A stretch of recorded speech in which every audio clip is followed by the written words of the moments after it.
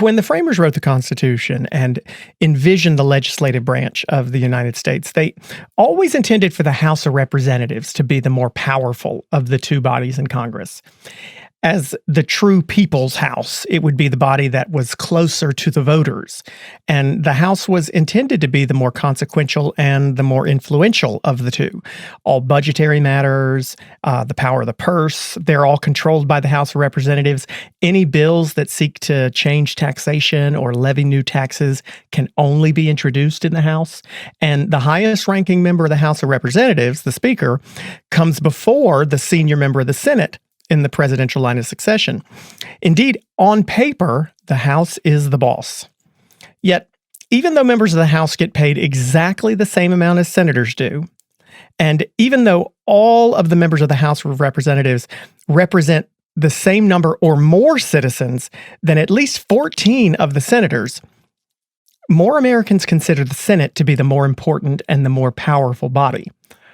Though the framers may not have intended this, in the 21st century, due in large part to increasing party polarization and the influx of more extreme ideologues into the House of Representatives, and really more than a few media star leaders and power brokers in the north wing of the Capitol building, it's actually the U.S. Senate where Americans look to determine what is possible in Washington. And in the year 2021, it's even harder to predict which way those winds are going to blow in the Senate, because only 4 times in American history has the Senate been split 50-50 between the two parties. And this time, now in 2021, actually marks the very first time in U.S. history when Democrats have held control of a split Senate. But when things are this close, it's pretty foolish to believe that the Democrats can actually just pass any legislation they want because they have control. In fact, the true power in the U.S. Senate isn't really even held in the hands of Chuck Schumer and Mitch McConnell. Every tea leaf that's worth reading seems to lie in the offices of an incredibly small group of moderate senators, folks like Democrat Joe Manchin of West Virginia or Kyrsten Sinema or Arizona, or on the Republican side, Susan Collins of Maine and Lisa Murkowski of Alaska. But even hypothetically, if that gang of 4 were to stick together, it wouldn't guarantee much could get accomplished, because the rules on lengths of required debate and arcane procedural moves and the omnipresent filibuster. Because of that, the U.S. Senate isn't just a mule that refuses to budge. It's a boulder that some argue isn't supposed to be easy to move. I'm Clay Aiken. And few people get to witness the ins and outs of Senate rules and procedures and politicking as closely as Adam Jentleson has. Adam spent over a decade working for some of the biggest power players in the Senate, like John Kerry and former Majority Leader Harry Reid. And in his new book, Kill Switch: The Rise of the Modern Senate and the Crippling of American Democracy, Jentleson takes readers through a deep dive history of the world's greatest deliberative body and describes why he believes it has become one of the greatest threats to our democracy. I'll ask him why he thinks Congress currently has a 25% approval rating. What reforms should be undertaken to make the Senate work well again? Which of those is possible and which is not? And how the heck are we going to get along? I was getting all my stuff all set together. Yep. I don't know. You might not like me after this. Who knows? Oh, yeah. Okay. Well, I got to say, though, you're obviously your original, Rise to Stardom, but also now more recently, I'm a big fan of your Phineas and Ferb contribution. Do you know what's crazy? So many people bring that up to me.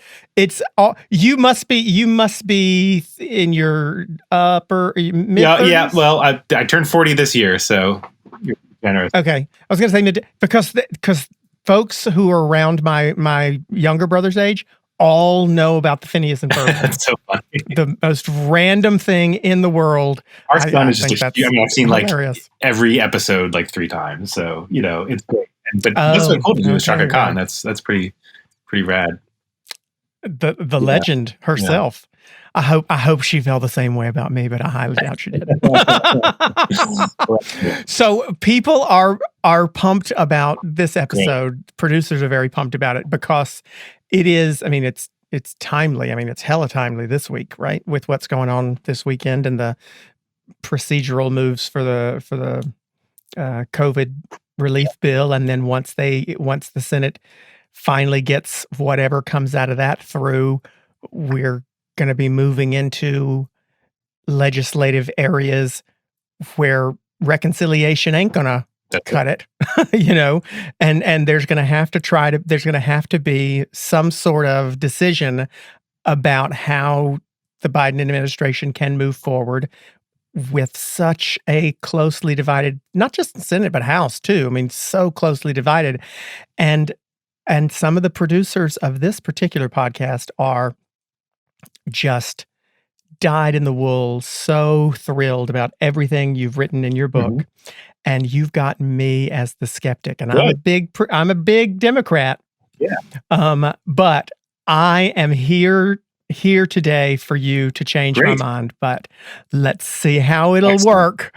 So, I mean, first of all, just your experience in the Senate, you worked with one of the masters of Senate procedure.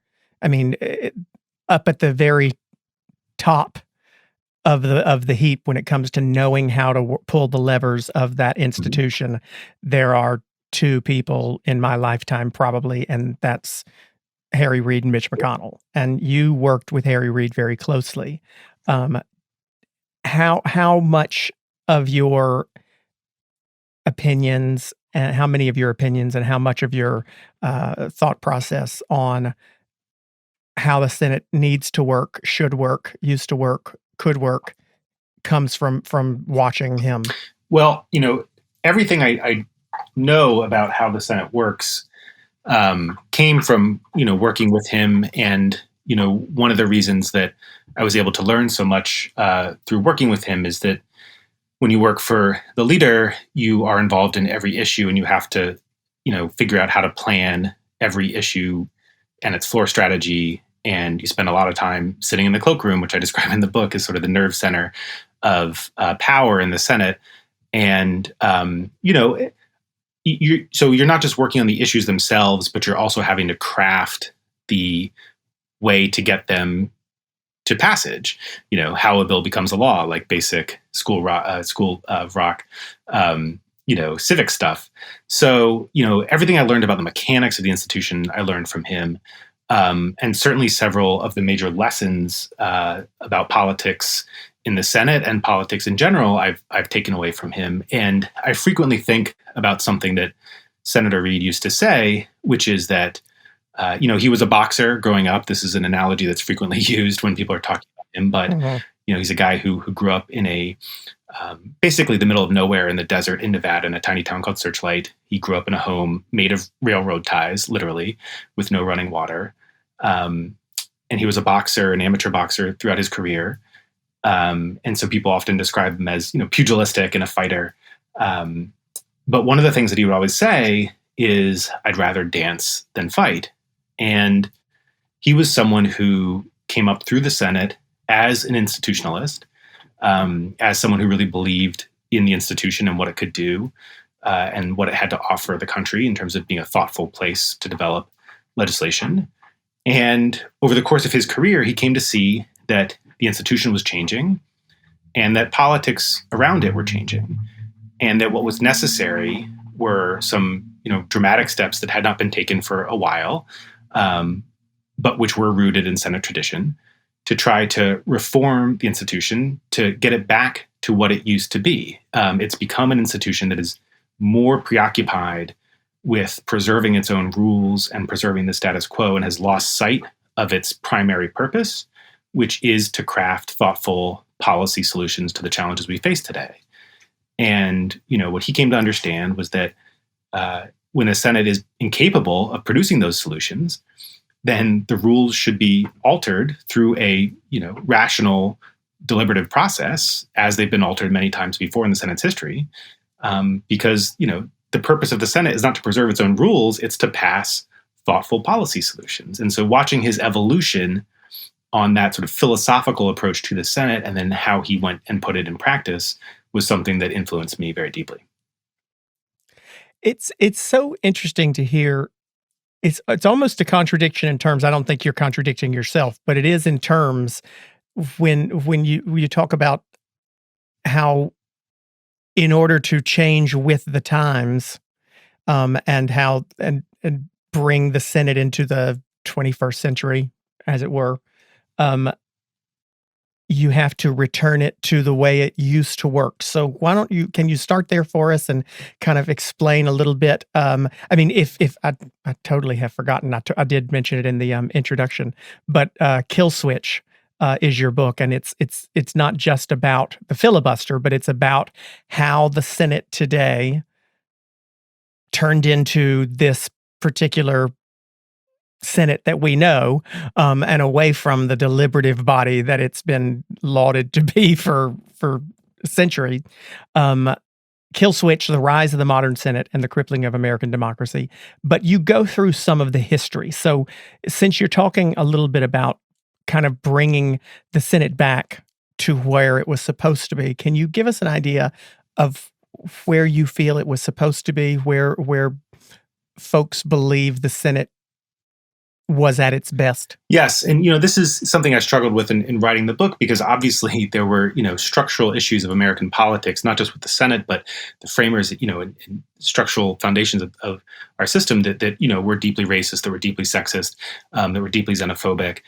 And I'm certainly not an originalist when it comes to these things, but this debate about the Senate often gets wrapped up in tradition, and what we're really talking about is not necessarily, did the framers have all of the right ideas about, every type of person and every aspect of American life, but rather, did the system that they created in the Senate, was it capable of dealing with the challenges that we face, or is the system itself incapable of adapting and incapable of dealing with those challenges? And I believe that if we return the Senate to the way it used to be, it will be capable of continuing to deal with the challenges we face, because the framers did create a fundamentally adaptable system, something that could change itself, that could alter, that could take into account new information and new ways of thinking.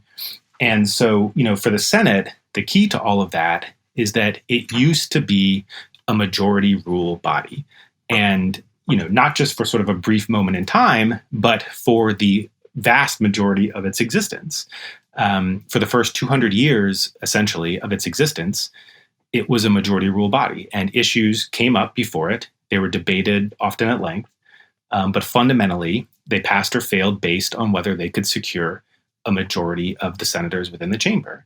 The framers, created a system full of checks and balances, but the idea was that all of these different checks were enough to guarantee that legislation would not be rash and impulsive. So having to pass through the House, having to pass through the Senate, having to be signed by a president, and having to hold up through the judiciary, that in and of itself is a greater number of checks than most other democracies have. The Senate was never supposed to represent the people, though, was it? I mean, was the intention was not for it to represent the American exactly people. Right. It was for it to represent the states. You're absolutely right. Although one of the funny things about this is that James Madison is often pointed to as the sort of champion of minority rights, and he vehemently opposed the idea of giving every state an equal number of senators. He gave a long speech at the Constitutional Convention explaining how this was a source of grave injustice.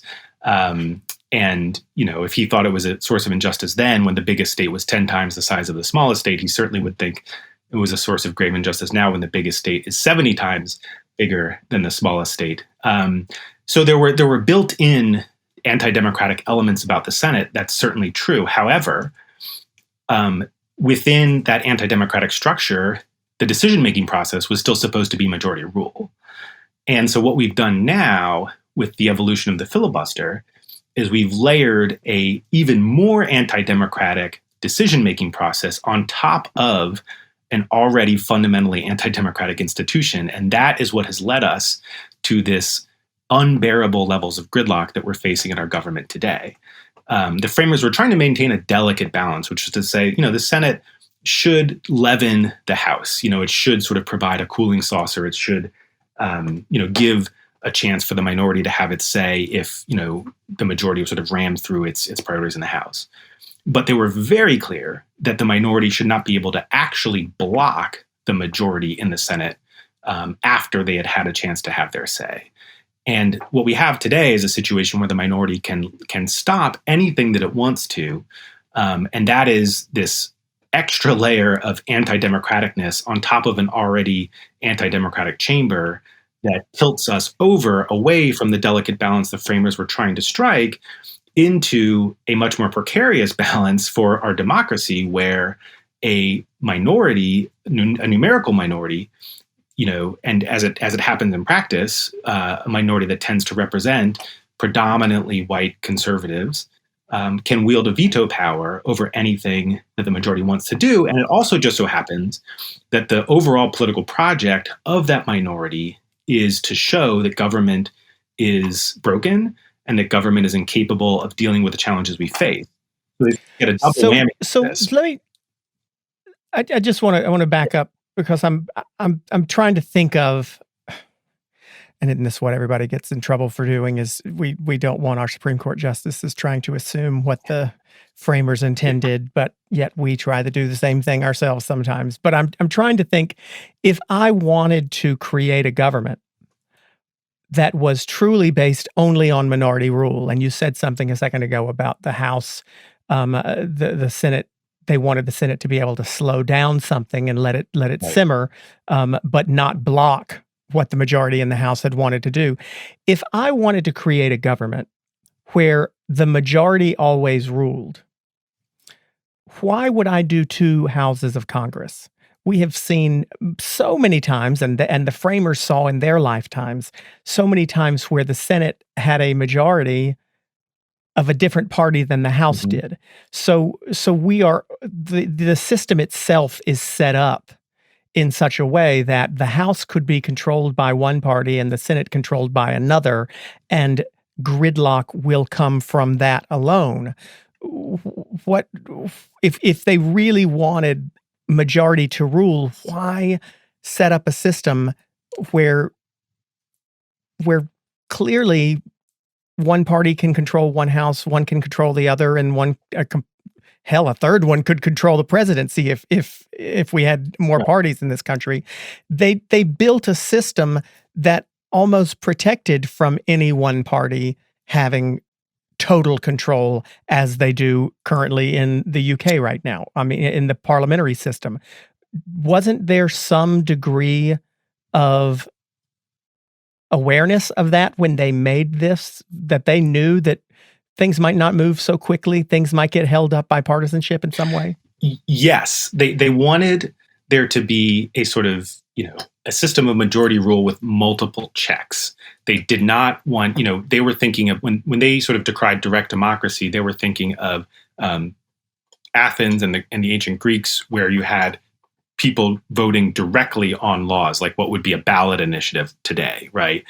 And so they certainly didn't want, the people to just say, we want to lower our own taxes and we want to, take the richest property away from them. But what they did want was a system where every decision point within the system was majority rule, but there were multiple decision points and multiple checks within that system that would guarantee that this wasn't a rush to a rash decision. So it was a delicate balance, but they were very, very clear that majority rule was supposed to be the overriding principle that governed all of the major decision-making processes inside of that system. Let me just read a couple of quotes for you, because like you said, we sit here and we sort of extrapolate from the framers. And in the book, I tried to really root it in their exact words. And this is one that was sort of an open and shut case. So, James Madison, who is cited as the, often the primary defender of minority rights, he cited majority rule as what he called, quote, the Republican principle. James Wilson, who is the leading legal theorist among the framers, said the majority of the people wherever found ought in all questions to govern the minority. Benjamin Franklin said, quote, that if the minority overpowers the majority, that would be contrary to the common practices of assemblies in all countries and ages. Thomas Jefferson said that majority rule is, quote, founded in common law as well as common right, and is the natural law of every assembly of men. And John Locke, the philosopher who they were drawing many of these ideas from, said in his second treatise on government, quote, "The act of the majority passes for the act of the whole, and of course determines as having by law of nature and reason the power of the whole." So they were very, very rooted in this idea of majority rule. They did want to launder it through a system where, it wasn't just one majority rule decision. They wanted several decision points along the way. But it's certainly easy to want majority rule when you are in the majority. I mean, I imagine that that more than a few of those probably did not want minorities, racial minorities in the 1700s to ever have the power to overrule the majority. And I mean, there's ways to interpret what they're saying to benefit the argument against. I mean, for majority rule, and then there are ways also. I mean, am I wrong that there are also ways to interpret what they were saying as necessary to protect their own power, right? Yeah, and I mean, definitely the framers were preoccupied with protecting. I mean, one of the things they feared the most was literally that the rabble was going to rise up and take away their property. I mean, they were certainly not enlightened in the way we would think of that today. Obviously, they declared Black Americans to be 3/5 of a person. They excluded women and non-propertied men from voting, so they were deeply regressive and sexist. Yeah. So I ain't thrilled with direct quotes from them considering 3/5. I hear that. But the one thing they did do that was good was they left a system open that could adapt to new times. And this is sort of where the point comes to a head for me, which is that they created a Senate that allowed the majority to decide where it wanted to take this new society and this new government. And if the majority decided it wanted to expand voting rights, that it wanted to expand the franchise, that it wanted to grant rights to women and Black people and minorities and grant marriage equality, they created a system that would allow that to happen. And what we have now is a system where the minority, which tends to be not the underdog, but the overdog, because it's protecting the status quo, uses this system that is different from the ones the framers created, that gives more. Well, let's get to how it became different too, because somewhere along that process, somewhere along the process of the Senate changing and adapting, and the majority in the Senate choosing to adapt and make the rules it wanted to, that same body introduced something that the framers had not come up with on their own. Am I right here? The filibuster was not in the Constitution. It was not something that the founders necessarily designed themselves. When did that come into play? Yes, that's right. It was not part of the Constitution. And the framers would not have wanted it to exist because I know, but I think it's good to level set here, just on the idea that they anticipated a lot of what was going to happen and the problems that were going to arise from the filibuster. What they had been, so when they wrote the Constitution, they had been previously working with the Articles of Confederation, right? The first draft of American government. And that had a supermajority threshold in Congress to pass most major pieces of legislation. And they saw that created gridlock. And specifically what it allowed to happen is for a minority to throw a monkey wrench into the system and block anything the majority wanted to do. And so they did not want that to happen in the new form of government. That's why they made it majority rule. So in the middle of the 19th century, the most powerful interest in the country and the most noxious interest in the country, the slave-holding class, realized that if the majority was left to its own devices, it was going to abolish slavery. They could see which way the winds were blowing in the country, through a variety of means: economic means, land navigation rights, water navigation rights, territorial disputes. Slavery was on its way out. And so since the majority was marching towards abolition, the minority in this case, the slaveholders, needed to empower themselves and come up with a stronger way to block what the majority wanted to do. And that's when they started to innovate the filibuster. And the lead innovator here was a guy named John Calhoun, who was the senator from South Carolina, sort of the leader and the sort of granddaddy of the Confederacy. He passed away in 1850, so he didn't see it come to fruition, but he led the nullification crisis in the 1830s and sort of, was a leader of factionalism. And so how did he get that through? I mean, he was a part of the minority. But he somehow was able to get the filibuster put into the Senate rules. How No, was he able to it pull was that never off? put into Senate rules, and so this is part of what you hear today. The idea Okay. that Senate, sort of decided to have this thing, but it never did. It just sort of backed into it. And what he did was he exploited a loophole, which was through an editing in the Senate rule books in 1806. They sort of opened up the possibility that you could have unlimited debate in the Senate. Prior to that, there had been clear rules that would allow you to stop debate, but no one ever thought at this time to try to do unlimited debate or have a filibuster. So no one ever used this rule, and it got edited out. So that was 1806. So about 25 years later, after no one had thought to use this loophole, Calhoun comes along and starts using it to pioneer what we would sort of think of as the talking filibuster, like the Jimmy Stewart, Mr. Washington, holding the floor. Right. And it's not a change in Senate rules. It's just a change in practice. And this is radical at the time. And people are like, what are you doing? This is terrible. And Henry Clay, the great compromiser, as soon as Calhoun started to do this, in one of the first instances in 1841, Henry Clay tries to stop him and restore this old rule, but Calhoun is able to outmaneuver him using a filibuster. So it wasn't what we would think of today. It didn't raise the threshold to passage. It didn't raise it to a supermajority or 60 votes. It just delayed bills. And actually, through the 19th century, almost never succeeded in stopping them altogether. But it was a big change in Senate practice, because prior to that, it had been sort of accepted that you would never try to block someone else from doing something through extended debate on any sort of regular basis. The minority. So where'd the 60 rule come from? Where'd the 60 vote? That comes in the Jim Crow era. That comes in. A rule is introduced in 1917. Basically between the John Calhoun era in the 1930s and 1917, the Senate goes into this massive period of decline as it sort of ends the golden era and starts to go into a period of decline and obstruction, and it starts to get made fun of. Mark Twain's novel The Gilded Age is based on the Senate. And sounds like we're repeating that. Yeah, now. right, exactly. And so there's one big filibuster that prompts a massive public backlash in 1917. And in response, there's like literally senators being burned in effigy around the country. And so in response to this backlash, the Senate comes back into session and says, all right, we got to give ourselves a tool to end this filibuster. We're going to pass this new rule. It's called the Cloture Rule. Think of it as closure. And this will allow a supermajority of senators to end a filibuster when it's gone on for too long. Okay, great. Good for us. We've given ourselves a tool. This will prevent us from being embarrassed by the filibuster in the future.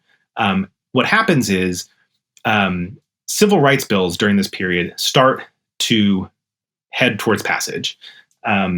There are federal anti-lynching laws, there are federal anti-poll tax laws, and there are anti-workplace discrimination laws that would have passed into law as early as the 1920s and through the 30s and 40s. They passed the House by wide margins. They had majority support in the Senate, and they had presidents of both parties ready to sign them. So just like Calhoun in his day, the Southern white supremacists of this era, and it was literally all of the Southern senators. So I'm not trying to cast dispersions on the South, but every Southern senator who was in the Senate at the time. We got lots of skeletons. It's okay. My mom's from Louisiana, so we live in North Carolina, so I feel it. But that this is just a historical fact of. Well, you don't leave Jesse Helms out of your book. I know that for sure. So he deserves it. Yeah, we got lots of skeletons, but they obviously in this period don't want these anti-lynching things to happen. So they start exactly. So what they realize is there's a rule on the books now that would allow them that if they put on a big show here and start talking about, oh, you can't invoke cloture, you can't end debate, that would be a violation of the minorities' rights, that they can basically force civil rights bills to have a higher threshold for passage. And so how ironic that these bills were to protect minority rights, and they were pretending it was minority rights. Well, Calhoun, the American historian John Hofstadter called Calhoun the Marx of the master class, which I think is very fitting. It was he claimed he was defending minority rights, but it was almost always in defense of the rich and powerful. So they start saying, they put on a big filibuster and they force the majority to use this new rule to shut them down. And in effect, what that does is it means that civil rights bills all of a sudden require 2/3 of the Senate to pass instead of a simple majority. And I just want to drive this point home because every other bill during this period, especially the post-war period when we started building middle-class America, passed or failed based on whether it could secure a majority. Only civil rights was forced to secure a supermajority of 2/3 of the entire Senate to pass. And that's why for 87 years, between the end of Reconstruction to 1964, no civil rights bills passed. Every other type of bill was allowed to pass the Senate with a majority. Only civil rights were forced to clear this higher threshold. And America was ready for civil rights. We have this idea that we weren't ready until 1964, and maybe the Senate provided some constructive role in helping the country get acclimated to the idea, and it's just not true.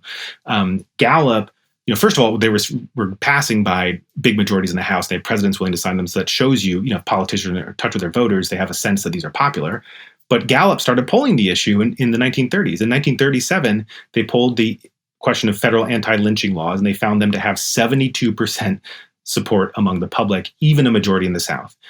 They polled federal anti-poll tax laws in the 1940s, and they polled north of 60%. So the American public was ready for civil rights, and it was only because the Southerners figured out this way to apply a supermajority threshold that these bills were blocked. And so this is...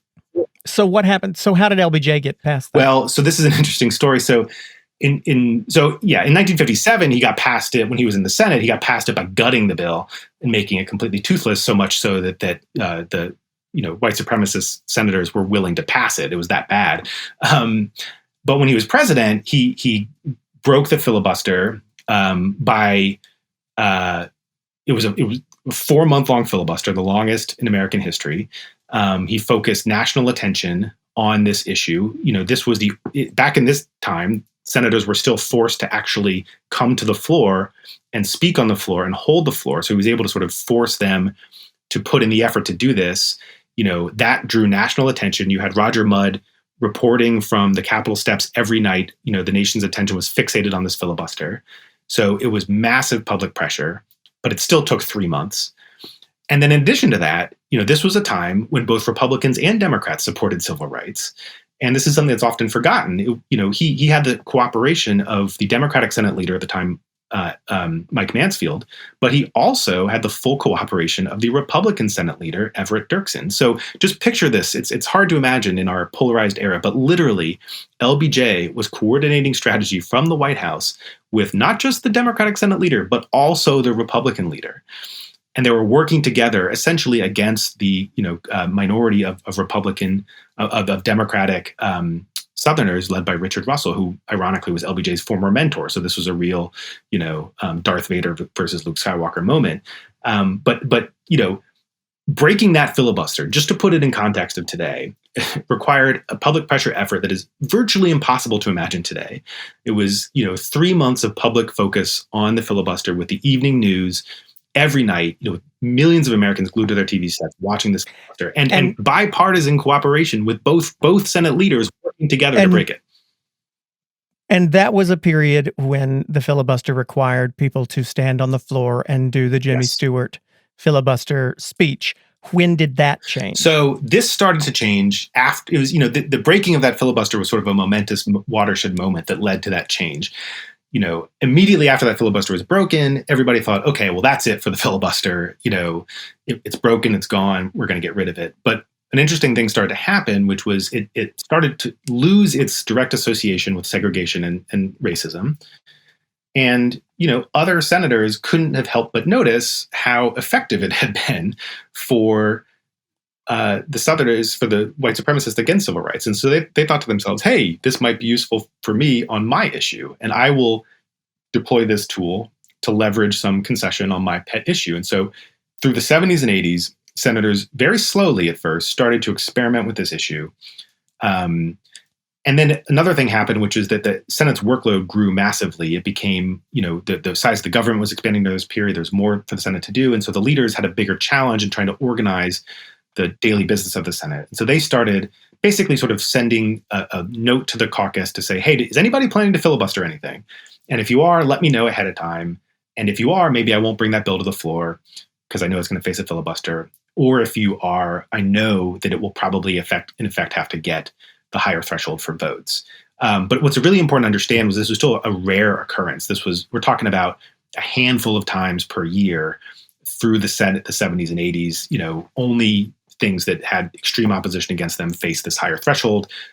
everything still continued to pass on a majority vote basis. Just to underscore that point, we think of Medicare, for instance, as something that's a lasting bipartisan accomplishment, but it was not bipartisan because of the filibuster. It was fought tooth and nail until it could secure a majority. One of LBJ's top aides wrote to him saying, "I'm thrilled. We know this bill is going to pass because it can get more than 50 votes." That was what it needed to pass. Once it had 50 votes, a bunch more senators jumped on board and it passed with 70, which is sort of another point we should talk about, which is, I think, a majority rule Senate actually. When the hell's that ever going to happen? Yeah, well, that may be true, but at least when things are passing, you have a chance that people say, "Hey, maybe I should get on board with this." But anyway. But I'm trying to get a look at the arc of the filibuster from the time from it not existing at all at the beginning to it being invented or kind of pulled out of the underbelly of old arcane Senate rules by John Calhoun to a point in its history where it did require people to actually go to the floor and speak and hold the floor as long as they could without sitting or drinking water or whatever the other weird rules we hear about are, to a point where we are today where it's just automatic unless you get 60. I'm trying to find the arc. So how did we get from the 70s and 80s where a few people decided to do it every once in a while in that Mr. Smith goes to Washington way to where we are today, where it's just assumed that every single bill will be filibustered unless there are 60 votes for cloture. It was like a brand name drug becoming generic and hitting the market and having a demand. It used to be something that was only associated with segregation in the South, and nobody else could touch it. But then it lost that association, and people thought, "Oh, I could use it on my thing," and they started using it on everything else. And so, but to be clear, this was not a conscious decision by the Senate to decide to start using it. It was sort of, the iteration over decades of many, many senators starting to normalize its use slowly. And then at the same time, leaders who were harried and had a lot going on starting to say, "Okay, just listen, if you're going to filibuster, I don't need the whole, weeks of speaking. Just let me know ahead of time and I'll just not bring it to the floor." But something came to a head sometime around the beginning of the middle of Barack Obama's first term. Something came to a head. And how did we get from what you're talking about to the point where it just became so much that Senator Harry Reid, Leader Harry Reid, said straight up, filibusters aren't happening anymore, and used the nuclear option on filibusters for judicial nominees. So what caused this to become worse? Basically, and worse? Think of the 70s, 80s, and 90s as the period when it became super user-friendly to use. That took a period of time to happen. It was a slow evolution. It was never a conscious decision. It just became user-friendly. It went from, having to give weeks of speeches to like raising your hand and saying, "I'm going to filibuster." And, we backed into that. So what happened was that, that process meant that by the time McConnell became leader, he realized that he didn't have to get people on the floor. He didn't have to go on the floor himself. Because the filibuster had become so streamlined, he could apply it to literally everything the Senate did. It wasn't a conscious decision to streamline it. It happened over 3 or 4 decades. But the end product was this very streamlined, easy-to-use filibuster that he could then easily apply to everything Obama did. And so what he did was he started to carry out an experiment that had never been done before, which was an experiment in mass obstruction. And he said, since this thing is so easy to use, I'm not going to apply it only to the biggest fights. I'm going to apply it to everything. And what I'm going to bet on is that Republicans, the party out of power, won't get blamed for the kind of gridlock that this mass application of the filibuster is going to produce. I'm going to bet that the party in power is going to get blamed by the American people for not getting things done, because the American people don't want to hear excuses. Barack Obama comes in with these big promises of hope and change. If he doesn't produce, Republicans aren't going to get blamed. People are going to blame him. And you see that today with Joe Biden, where, he comes in with his big promises and Republicans are making a similar bet, which is that if Democrats don't deliver on those promises, the public won't blame Republicans, because Republicans will say, "We're not in power. Don't blame us. Blame the people who made your promises." And I think that's right. As a rational political calculation, I think that's right. American people don't want to hear excuses. And so, it was a risky calculation. There were many people at the time, pundits and fellow Republicans who said to McConnell, "Don't do this. Obama's popular. You got to work with him." And he defied all of those pundits and carried out this campaign of mass obstruction, and he ended up being right. The net effect of all of the gridlock that he poured into the system contributed to Democrats losing the House in 2010, and which was a big crippling on Obama's presidency. And he continued to do it throughout Obama's second term. And people just are tired of gridlock. They want results. They don't want to hear you explain why the other party's to blame. And so it was an experiment. I think. So solve it, Adam. So, I mean, I wanted to get you to take us through the history of this filibuster so that you could explain to us. I mean, the book, the reviews for the book are ridiculously glowing. Ezra Klein from the New York Times. The New York Times actually said it was excellent and that it was an incredible case for reforming the filibuster. I'm probably not getting that quote right, but it's the I know for a fact that Ezra Klein loved it.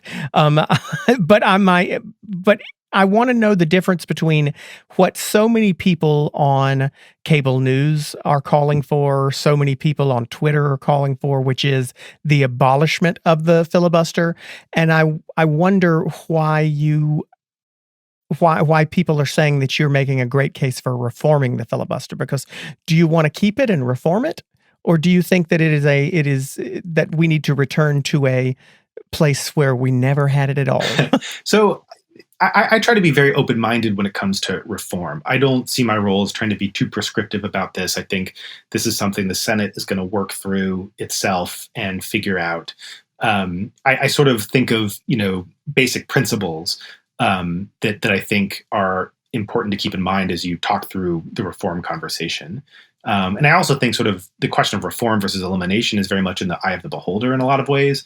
What is really important to me when we talk about reform is to strike that balance that we used to have of having the Senate be a place where the minority can have its say and have a platform to make its case, but try to reorient that back towards persuasion instead of obstruction, so that you actually have to go to the floor and you have to explain why you're blocking something. And you can use that opportunity to try to convince people that you're right. And maybe in the course of that debate, your side will become the majority and you'll win. Well, that's just a pipe dream now, well, Adam. You know that. Ain't nobody changing their mind in the Senate right now. Well, so I got to ask you, because I would love to think it was true. But it never happened, so we don't know. I mean, I think there's been Well, it happens every once in a while. Susan Collins, Joe Manchin, and Lisa Murkowski occasionally are willing to change their minds. But when it does happen, you actually see this magic happen. It happens so rarely that we never capture it. But when you actually put senators on the floor together and they're forced to talk to each other without a script, you actually see them start to actually realize they have points of commonality and connection across the party. I'm not predicting some big bipartisan flourishing here. I think the structural forces are too strong. But I think we've got nothing to lose by putting them on the floor and making them talk again. But when you say something like allowing the minority to have their say, are there not times where you feel like the minority should be able to block certain things? You think that should never happen? I think that you can't really design a system. I think you have to sort of decide what your principle is. And I think that the minority should be able to, go to the mat, to take their case to the American people, and try to persuade people that they're right. But I think at the end of the day, you have to have a system, and maybe there's gradations, maybe it's a lowering of the threshold slowly over time. But fundamentally, you have to have a system where the system is capable of processing the people's business and passing things eventually on a majority vote threshold. And that is the system. Did you feel that exact same way in July of 2017? Well, I started writing this book in July of 2018 when Republicans were still in complete control of the government. I mean, it happened to come out that ironically the week that Democrats. Very well timed. Very well timed. I mean, I started writing it 2 years ago. So you're telling me that even when Republicans had control and Democrats needed to rely on that filibuster, you still believed that? Yeah, I literally started writing the book when McConnell was majority leader and Democrats were in the minority and Trump was in control. So I believe this, as a matter of principle and good government. Well, I give you mad But props for that. I'll give you credit for that. It's not purely altruistic, and let me explain why, which is that, I think that there is a deep structural bias in the filibuster towards the conservative side of the aisle. And if you were to go back to a majority rule system, you certainly can't guarantee that the other side is never going to pass bad things, but you can guarantee that your side can start to pass good things again. And right now we can't pass good things. We can't, and specifically, there's a little bit we can do through reconciliation. That's great, but we're going to quickly run out of the limits of that process. Specifically, we can't pass things like civil rights, voting rights, statehood, and these structural reforms that are going to help restore our system and take away conservatives' inherent bias in the system. None of those. But historically, that's been true because conservatives and Republicans tend to want less government in general. So they haven't had the desire necessarily to create new laws, to create, new rights for anybody, that's for sure. And Democrats have typically, or at least in the last 50 years, been the ones who wanted to progress because they're progressive and create laws. So Republicans have been able to block it. But we've seen more recently in the last 5-10 years that Republicans have really started to learn how to use the federal government and the powers of the federal government to be more active. Have we not? I mean, we've seen them more actively trying to require voter ID, to ban mail-in voting, to restrict certain things in ways that, maybe the 80s and the 90s, they didn't actively try to do anything. They just wanted to cut taxes and allow the federal government to wither and die. But more recently, Republicans have been more active in taking away rights. There are a lot of Republicans right now who would love nothing more than to pass a law requiring the budget to be balanced, which sounds pretty on a bumper sticker, but we know would totally screw us in a situation like COVID. They would pass laws that allowed for people to restrict same-sex couples from adopting.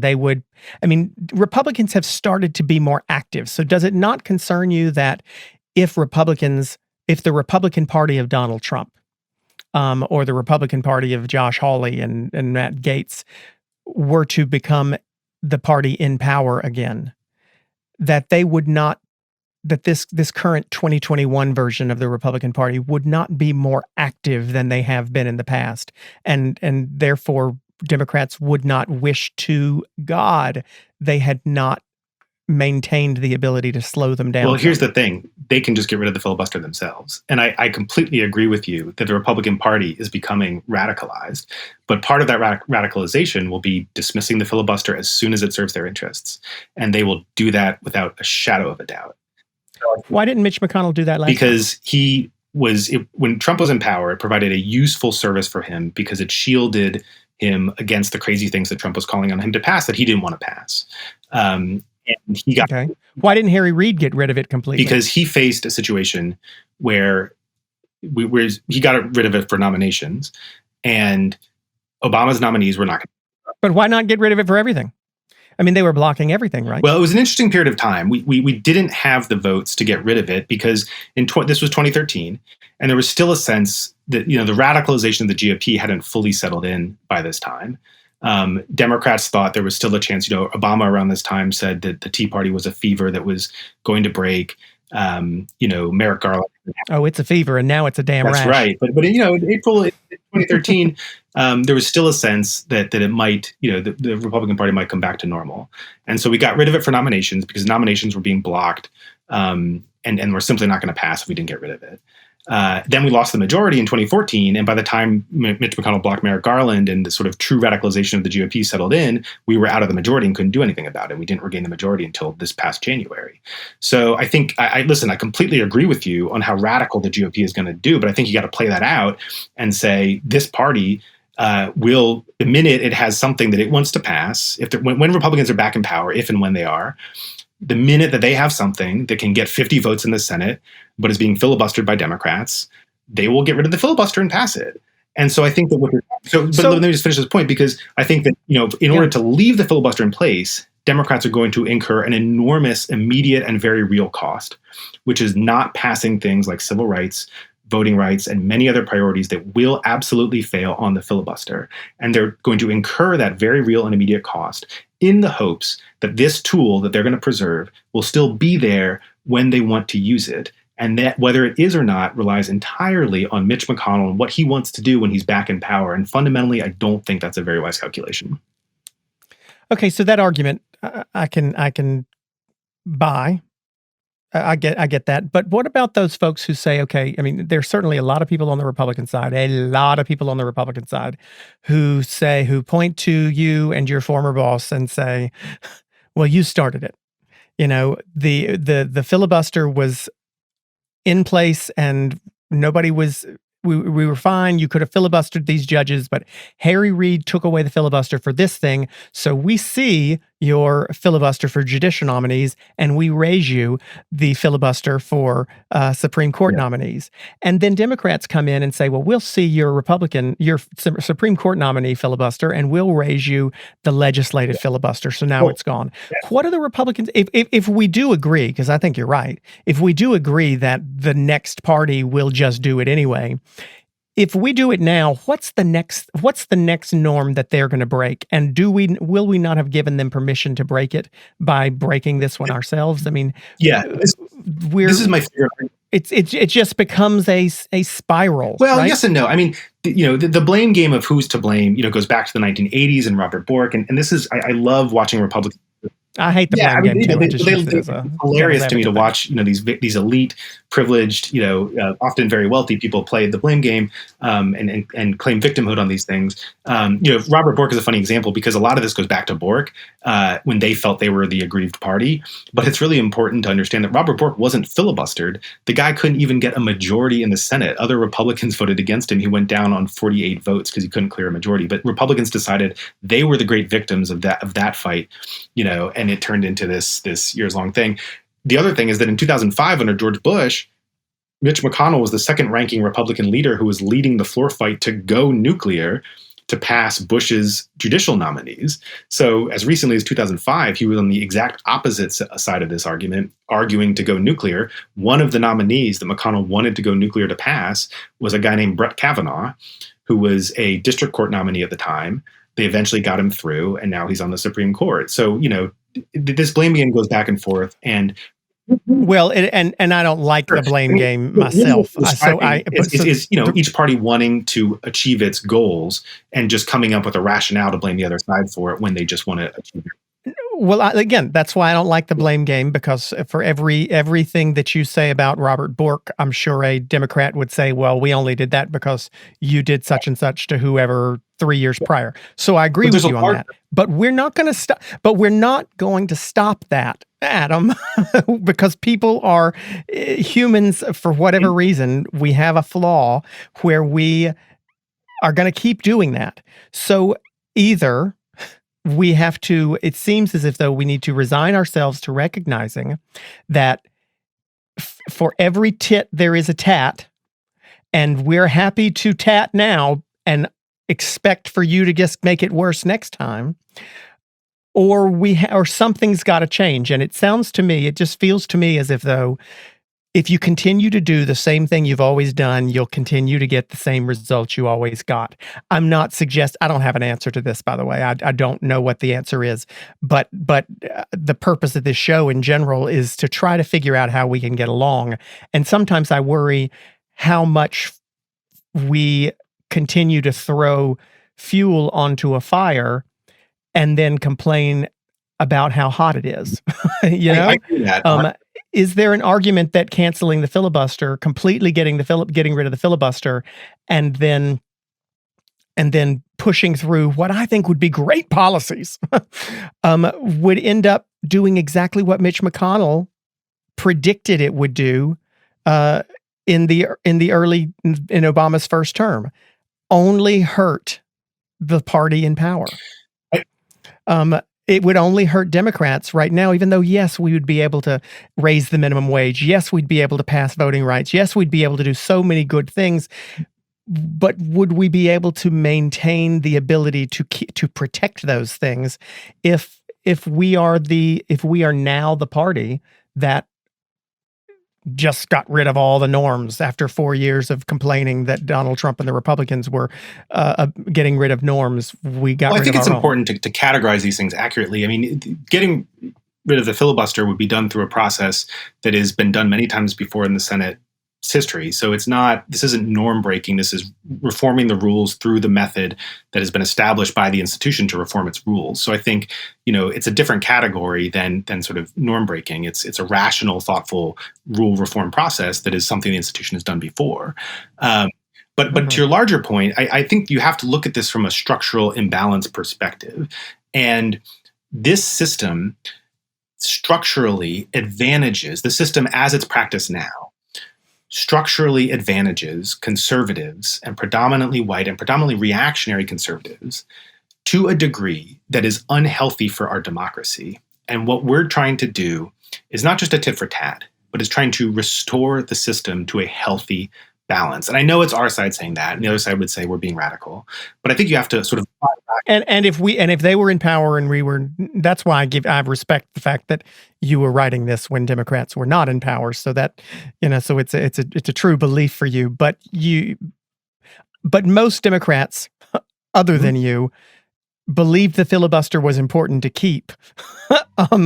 Until we got power, and then all of a sudden they wanted to change the rules. The sorting of the two parties into liberals in the Democratic Party and conservatives into the Republican Party is a really recent phenomenon. We take it for granted now, but it's recent. And when you had liberals in the Republican Party and conservatives in the Democratic Party, you had much more of an opportunity for cross-party cooperation.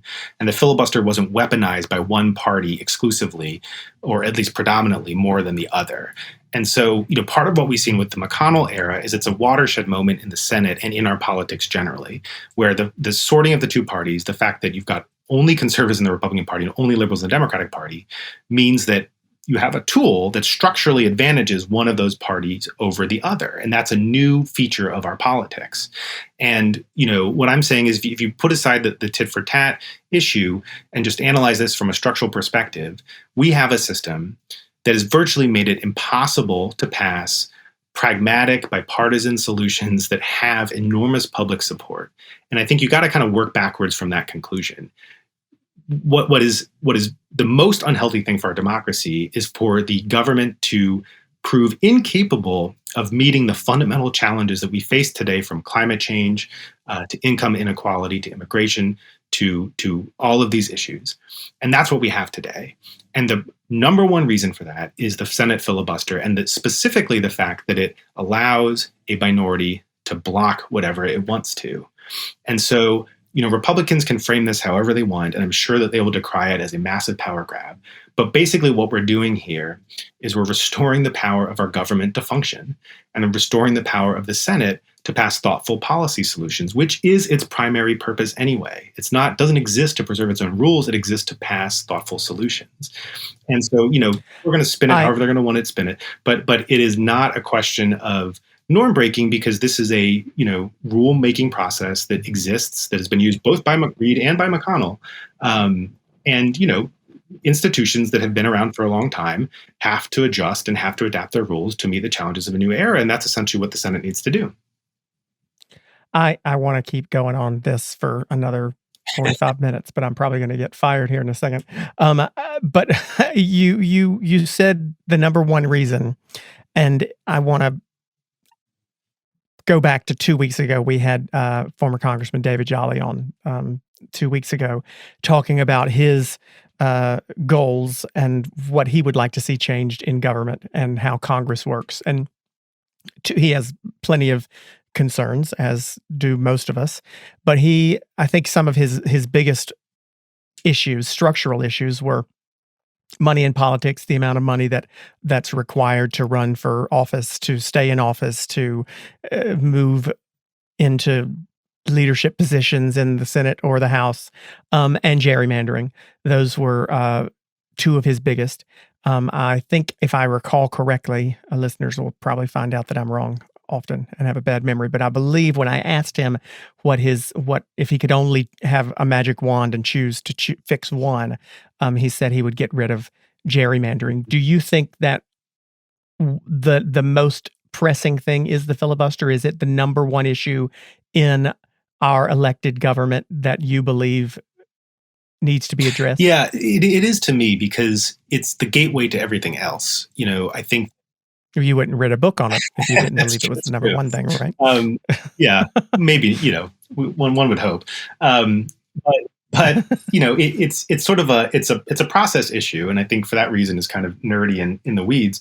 But it is also the threshold for us to be able to pass solutions to all the other issues.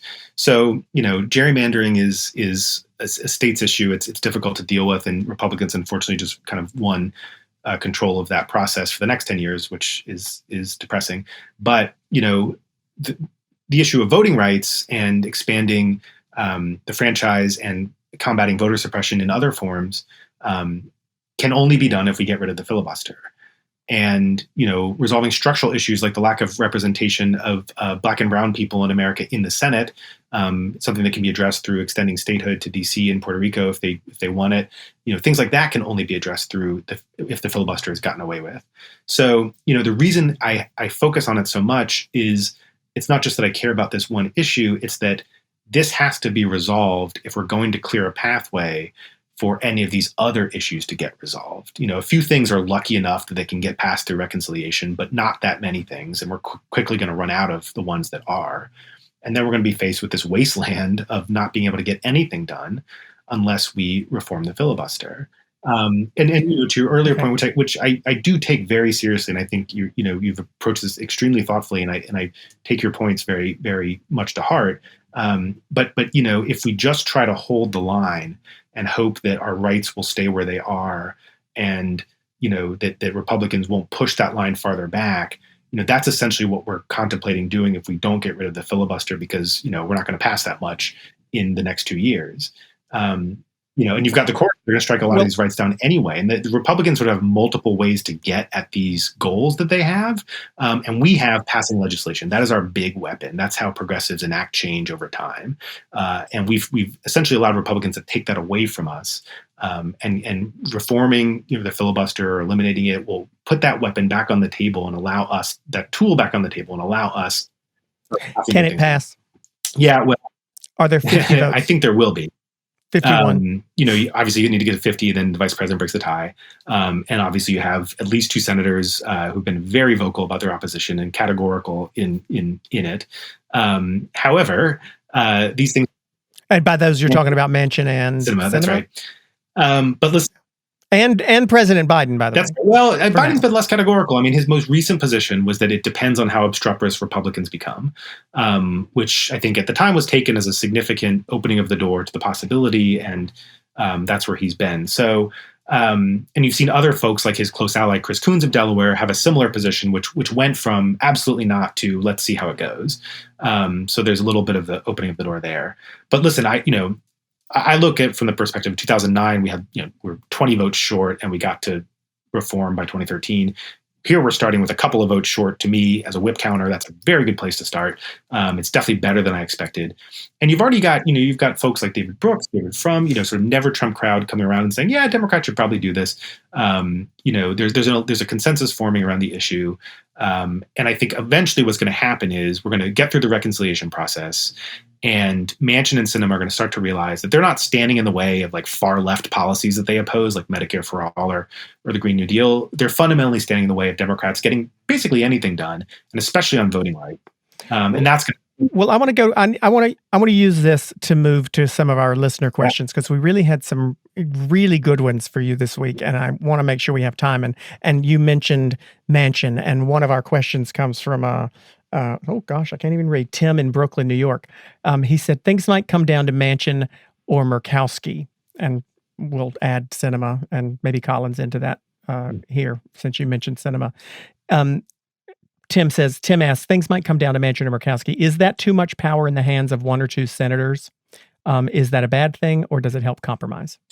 I mean, this is sort of the way the Senate was supposed to be. I mean, we're talking about what it was meant to be. Ironically, in its original inception, every senator was supposed to have enormous power. There were not actually Senate leaders in the original Senate. The position of the leader was not even invented until the 1920s. Contrast with the House, where the Speaker was, written into the Constitution and has always existed. So, in a way, restoring power to individual senators is in keeping with the Senate. But I also don't think it's a problem in the larger sense, even if you don't find, that invocation of the framers' intent to be persuasive, which I think a lot of people, especially on the progressive side, don't. But I think that this is just sort of the way it is. I mean, I think, on close, narrow votes in a closely divided 50-50 Senate, there's probably no getting away from the fact that power is going to reside more in the hands of folks who are in the middle and on the swing on many big votes. That's just a sort of fact of political life there. And frankly, but that's also a reflection of like why majority rule doesn't contribute to rash policies, is that even in a majority rule Senate, you have to have a policy that has the agreement of both Joe Manchin and Bernie Sanders. So it's not going to be some far left policy. It's going to be something that is middle of the road just by the very nature of having to assemble that wide spectrum of people together, even though they all happen to be in the Democratic Party. Okay, Michael from Salt Lake City, Utah asks, who is worse, Calhoun, Russell, or McConnell? I mean, look, I guess you got to go with Calhoun. I mean, you can basically go in descending order of declarations of support for white supremacy. And if you're going to rank it that way, you got to go with Calhoun, who declared that slavery was a positive good on the Senate floor. Richard Russell would come in second because he declared that the purpose of his life in public service was to maintain white supremacy. Those are his words, not mine. I mean, Richard Russell, though, John Calhoun at least had an economic argument behind his. Richard Russell's was just based on hate. Yeah, right? I mean, he had, he dressed it up in a lot of different ways too. He was just a dick. Mitch McConnell, I mean, listen, I hate to let him off easy, but he has never said anything of that nature. So if you're going to rank him, I think he can be Calhoun, Russell, McConnell. Monica from Las Vegas asks, is there anything at all, I'm reading this incorrectly, is there anything good at all about the filibuster? I think that used in moderation and used to sort of force people out into the open and explain themselves, it can be a productive tool. I think there's value in people raising minority viewpoints. I think there's value in people having their say on the floor.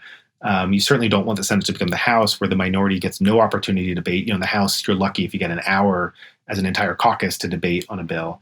So I think there can be some value in that, and I think it's important to preserve that. But I think what is fundamentally changed about the filibuster from the old days to today is this ability where it empowers the minority to stop everything in its path. And I don't think there's anything good about that, and that has to end. If you're listening, the filibuster, to listeners who are listening, sorry, the filibuster is probably the most controversial and most talked about of the government institution issues. I was talking to David Jolly 2 weeks ago, and we discussed the money in politics and gerrymandering. And one of the problems for David Jolly and those who are against the amount of money in campaign financing and the amount of gerrymandering in the country often complain about, how unsexy those two issues are. They are two issues that are very hard to get people to vote on. They're very hard to get people worked up on. The filibuster is almost the opposite of that. It is probably the issue that so many people have an opinion on, and people are either adamantly against it or adamantly for it. They don't want to get rid of the filibuster. They do want to get rid of the filibuster. It usually, unless you're Adam Jentleson, it usually has a lot to do with whether your party's in power at the time or not. But if you have any interest whatsoever in this most powerful of procedural political roadblocks, I really do recommend that you grab this book, Kill Switch. It's called Kill Switch, which is sort of a perfect name because I'm assuming you chose it because the filibuster can kill legislation, but at the same time, one of the best ways to, in your opinion, to improve the Senate would be to flip the kill switch on the filibuster, right. right? It's called Kill Switch: The Rise of the Modern Senate and the Crippling of American Democracy. It's not just a history lesson, but there's a whole bunch of backroom stories. Adam spent a lot of time in Senate, in the Capitol, kind of getting really interesting stories, and there's some really fascinating, lively moments in it as well. If you have any interest whatsoever in this, or in politics in general, or in how in the hell we're going to get anything done in Congress over the next 2 years, 3 years, or ever, Kill Switch: The Rise of the Modern Senate and the Crippling of American Democracy. Adam Jentleson will have links to it or information on it in our show notes. Adam, I have to ask you the same thing we ask everybody. How the heck are we going to get along? I think that we need a government that works, and I think that will take a lot of the poison out of our system. I think right now our government is pushing into deep realms of dysfunctionality, and I think it causes enormous poison and distrust in our system. And I think having a basic level of functionality back in our government will help people come back, and maybe Democrats and Republicans can go back to debating how big tax cuts should be and how big the size of the government should be, if we're passing things again. So that's my hope. Let's restore some functionality, and maybe we can start getting along again.